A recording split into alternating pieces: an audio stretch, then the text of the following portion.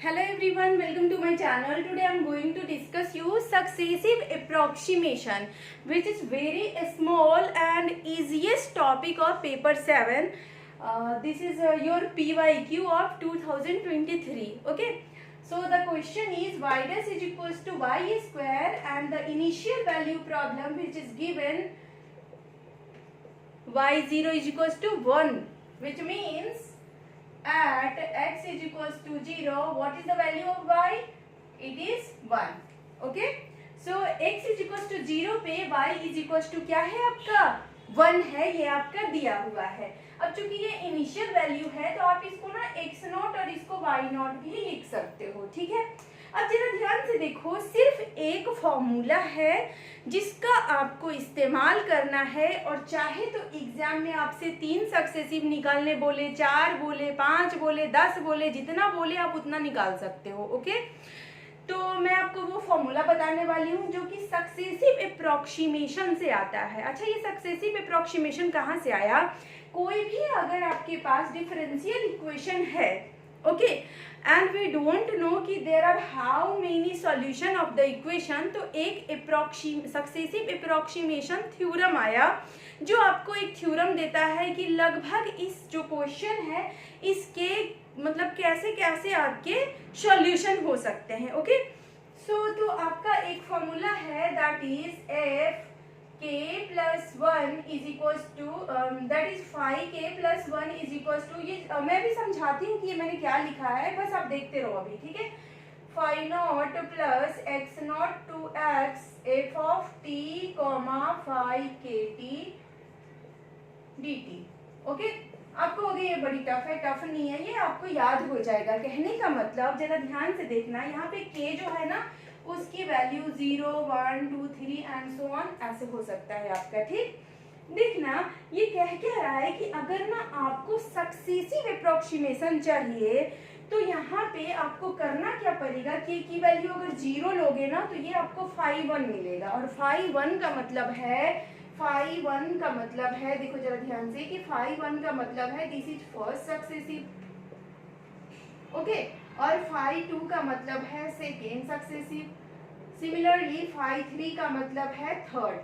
और हमें इस क्वेश्चन में तो 3 सक्सेसिव निकालना है. अच्छा, इसको निकालेंगे कैसे? तो जरा ध्यान से देखो, कह रहा है कि आपको phi नॉट का मतलब है कि y नॉट. क्यों?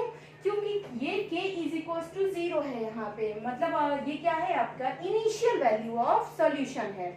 phi नॉट क्या है? देखो ये है फर्स्ट सक्सेसिव और ये इनिशियल वैल्यू ऑफ सॉल्यूशन है, यानी ये इनिशियल वैल्यू ऑफ क्या है y. Initial value of y, this is y naught. phi naught क्या है असल में? y not.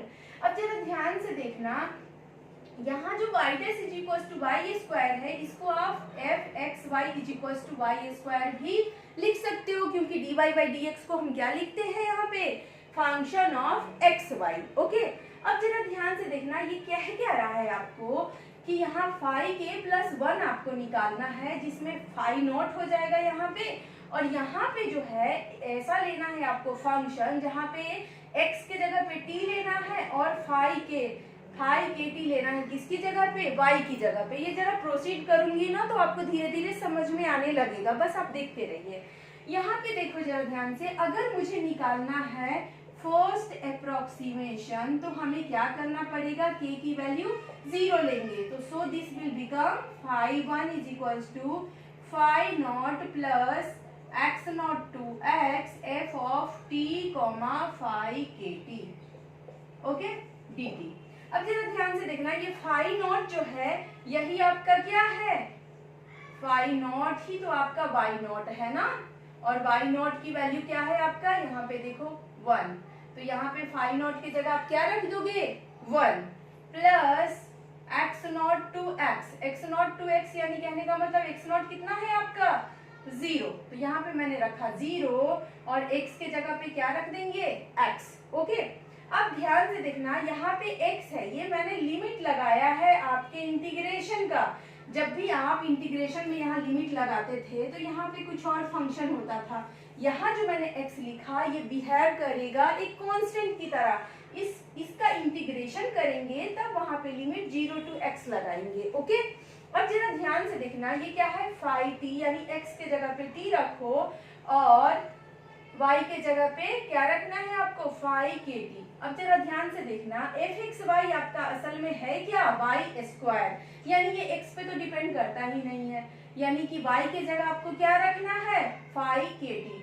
तो यहाँ पे ये पूरा फंक्शन जो है ये क्या हो जाएगा आपका, फाई के टी का स्क्वायर। और k के जगह पे आपने क्या लिया था अभी, 0, आपने k इज इक्वल टू 0 लिया था, तब तो फाई 1 आया था ना, तो ये क्या हो जाएगा, फाई नॉट t का स्क्वायर इंटू डी टी, यानी ये क्या हो गया आपका, phi 1 is equal to phi naught यानी कि 1 प्लस 0 टू x 1 का स्क्वायर इंटू डी टी। इसको इंटीग्रेट करो तो ये हो जाएगा 1 प्लस t 0 टू x यानी कि 1 plus x।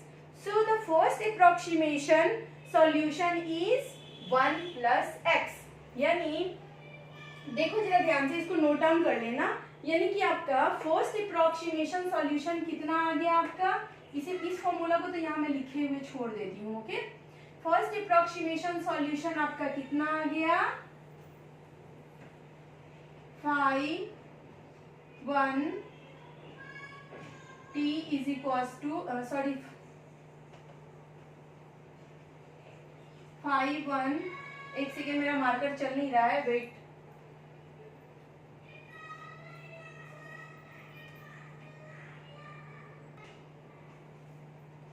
so the phi 1 is equals to 1 plus x, यही आपका क्या है, first approximation.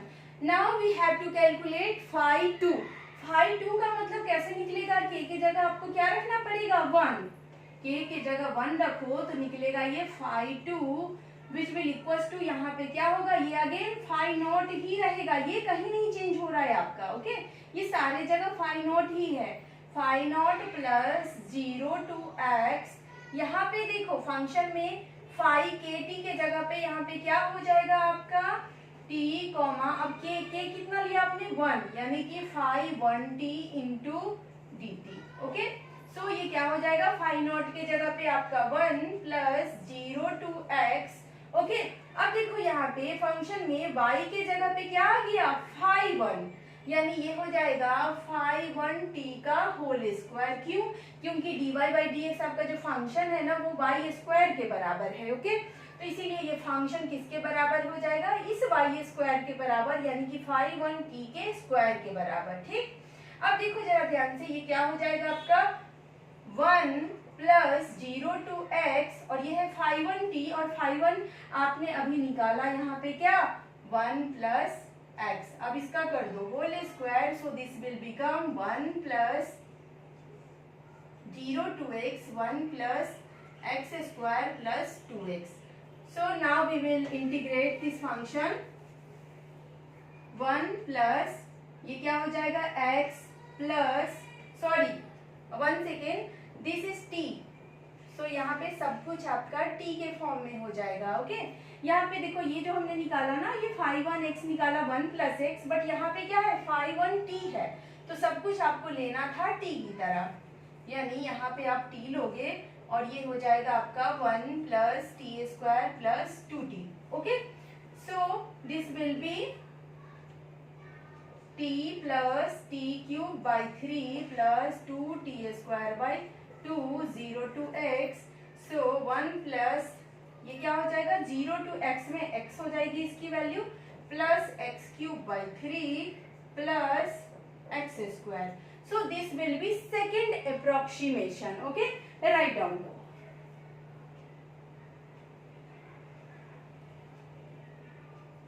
So now we have to find third approximation. Okay, यानी आपने निकाल लिया फर्स्ट अप्रोक्सीमेशन 1 प्लस x आया, सेकेंड अप्रोक्सीमेशन आपका कितना आया, 1 plus x plus x cube by 3 plus x square. Okay, अब हमें निकालना है थर्ड अप्रोक्सीमेशन। देखो कितना बच्चों वाला काम हो गया ये, है ना। तो थर्ड अप्रोक्सीमेशन के लिए आप k की वैल्यू 2 रखोगे, तो ये आएगा आपका phi 3t, that will equals to what, phi naught plus 0 to x function of function of t comma phi के टी। ओके, तो k हमने यहाँ पे क्या रखा है 2, तो ये फाई k की जगह क्या हो जाएगा phi 2t। Okay, so now phi naught t आपका कितना है, देखो फाई नॉट यानी y naught 1 plus 0 to x, और देखो फंक्शन में x की जगह t रखना है, फंक्शन में x तो है ही नहीं तो कोई टेंशन नहीं, तो फंक्शन में फाई 2t रखना है आपको, फाई 2t का whole square. Okay, so 1 plus 0 to x। अब देखो फाई 2t कहाँ से मिलेगा, यहाँ से, यहाँ देखो फाई 2t के जगह पे आपका क्या हो जाएगा, x जहाँ जाएगा वहाँ t रख दो, यानी 1 plus T cube by 3 plus t square. अब इसका करना है आपको whole square.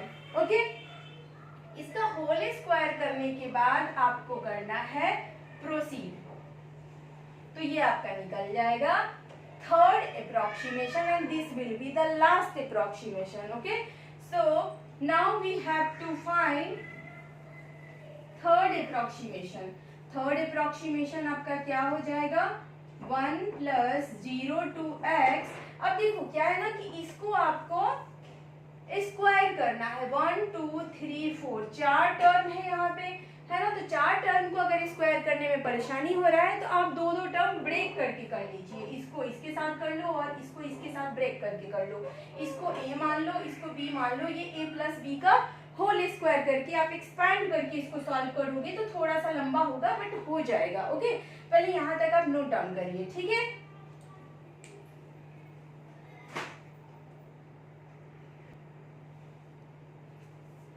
So I am going to solve it, थोड़ा सा ध्यान से करेंगे। a प्लस बी का होल स्क्वायर लगाना है, यानी a square plus B square plus 2 into a b। okay, so now we will expand it to solve। ये हो गया आपका 1 plus t square plus 2t plus ये हो गया आपका a स्क्वायर यानी कि t की power 6 divide by 9 plus b square यानी कि t की पावर 4 प्लस 2a b यानी t की पावर 3 और 2t की पावर 5। ओके, यहाँ तक हमने कर लिया। प्लस अब हम इसको करेंगे, ये देखो 1 t क्यूब के साथ होगा तो ये हो जाएगा 2/3 t क्यूब, फिर इसका कर दो इसके साथ तो ये हो जाएगा आपका अगेन 2/3 t की power 4 plus 2t square plus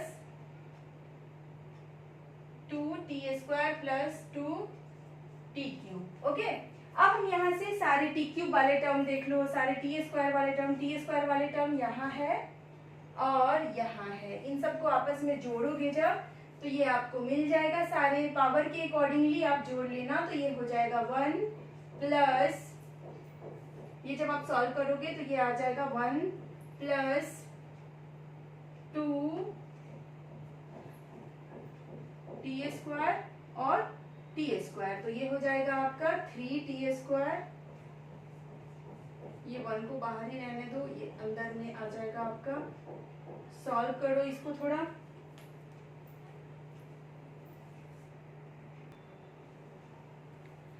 देखो क्या है ना कि इसको आप कर लेना, ठीक है, काफी लंबा हो जा रहा है और ये तो एकदम बच्चों वाला काम है, इसको करना ही क्या है आपको सारे को कंबाइन कर लेना है, टी स्क्वायर वाले को टी स्क्वायर के साथ और फिर टी क्यूब वाले को टी क्यूब के साथ सबको कर लेना और फिर उसके बाद जाके इंटीग्रेट करके लिमिट 0 टू x रख देना, ठीक है। मैं यहाँ पे आंसर फाइनल लिख देती हूँ कि 5/3 का आंसर आपका क्या आएगा। जो आपका 5/3x है इसका आंसर आ जाएगा आपका 2x की पावर 4, सॉरी पहले तो वहां से आएगा 1 प्लस 1 से शुरू था ना, 1 से ही शुरू था, तो ये आ जाएगा 1 plus x square plus x cube plus 2/3 x की पावर 4 प्लस x की पावर 5/3 प्लस x की पावर 6/9 प्लस x की पावर 7/63। ये आपका फाइनल आंसर आएगा, तो एक बार बना के इसको चेक कर लेना, ठीक है। मैं यहाँ टाइम वेस्ट नहीं करूँगी आपका। ओके, आई होप कि ये छोटा सा इजीएस्ट टॉपिक था, ये आपको समझ में आ गया होगा। और डिस्क्रिप्शन बॉक्स में इस क्वेश्चन के सॉल्यूशन मैं अभी डाल दे रही हूँ, आप डाउनलोड कर लीजिए। Okay, bye bye, keep watching. मैं थोड़ी देर में कुछ और भी क्वेश्चन आपके करवाऊंगी जो न्यूमेरिकल बेस्ड होगा, ठीक है। Thank you.